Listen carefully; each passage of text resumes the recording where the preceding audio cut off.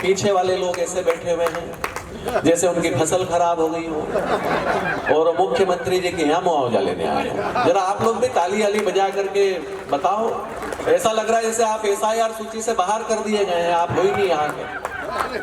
मतलब वो हाथ बांध के ऐसे ही बैठे हुए, शुरू से अभी तक एक ने भी ताली नहीं बजाई। जरा आप लोग भी ऐसा अपने होने का एहसास दिलाओ। अच्छा, और अगर नहीं तो मैं 4 पंक्तियां आपके लिए कहता हूँ कि हम अपने होठों पर स्वागत गीत सजाकर बैठे थे, खामोश मत बैठिए।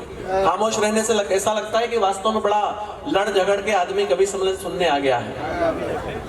हम अपने होठों पर स्वागत गीत सजाकर बैठे थे, पलकों वाली पत्ती दिल के फूल बिछाकर बैठे थे, और जिस रास्ते से चल करके तुम इस महफिल में आए हो उस रास्ते पर हम दिल के अरमान लुटाकर बैठे थे। उस रास्ते पर हम दिल के अरमान लुटाकर उस रास्ते पर हम दिल के अरमान लुटाकर बैठे थे। हाँ, तो बढ़िया तो हो ही, पैसे भी इसीलिए ले रहा हूं मैं, ऐसे ही थोड़ी आया हूं दूर से। कि कवियों की कविता जो सुनने को आए हो तो कवियों की कविता में ध्यान यूं लगाइए। तो ये देवदत्त भैया ने हमारी जान खा गए। कार्यक्रम 6 बजे शुरू कर देंगे, 5:30 बजे तैयार हो जाना। मैं 5 बजे ही नहा धो के बैठ गया।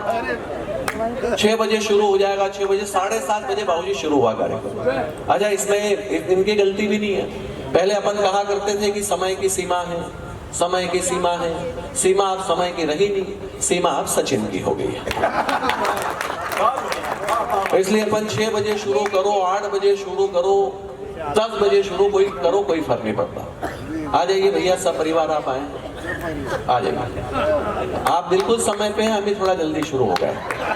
आ जाइए, आप पूरे परिवार के साथ आए हैं। हाँ, बस ये बालक को भाभी जी आप ऐसे चुप करवा लीजिए जैसे भैया को चुप करवाती है आप, नहीं तो ये क्या है कि हमारा कार्यक्रम खराब कर देगा। बहुत बढ़िया।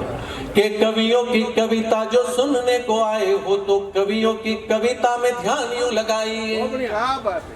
भाभी जी मुझे सुन लीजिए, वो बालक तो बाद में देख लेगा फोटो। अच्छा, वो बता रही है कि उनके कैमरे की क्वालिटी अच्छी है। कि कवियों की कविता जो सुनने को आए हो तो कवियों की कविता में ध्यान यूं लगाइए। थोड़ी देर कवि को ही प्रेमिका सामान कर मोबाइल पत्नी समान भूल जाइए।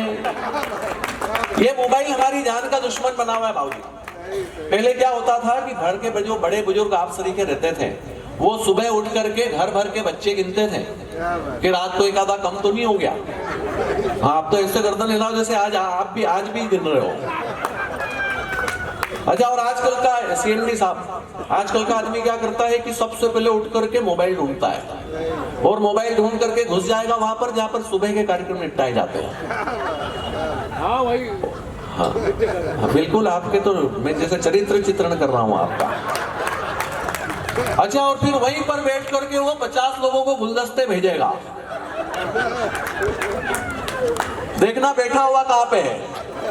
अच्छा, और बाबूजी जब गुलदस्ते खत्म हो जाएंगे उसके मोबाइल में, तो वहीं से सुविचार निकलना शुरू हो जाते हैं। अच्छा, लक्षण अपने भी ढंग के नहीं, अपन भी वहीं बैठ के वो ग्रहण कर रहे हैं। कि कवियों की कविता जो सुनने को आए हो तो कवियों की कविता में ध्यान यूं लगाइए। थोड़ी देर कवि को ही प्रेमिका सामान कर मोबाइल पत्नी समान भूल जाइए। आगे वाले श्रोता यदि ताली ना बजाए कभी, पीछे वाले श्रोता पीठी निकी बजाइए। और कभी भी ये ध्यान रखे कोरोना से बचे हैं ये, ऐसा ना हो बोले अब कवि से बचाइए। ऐसा ना हो बोले अब कवि से बचाइए। ऐसा ना हो बोले अब कवि जोरदार तालियां ऐसा ना हो बोले।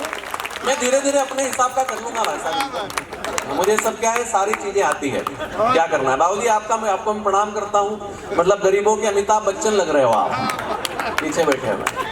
मैं 2-3 बार तो समझा कि बच्चन भी आए। मैं मुंबई का इतना प्रतिष्ठित कार्यक्रम में क्या पता आ सकते हैं, फिर मेरे को लगा कि नहीं, आपको प्रणाम करता हूँ।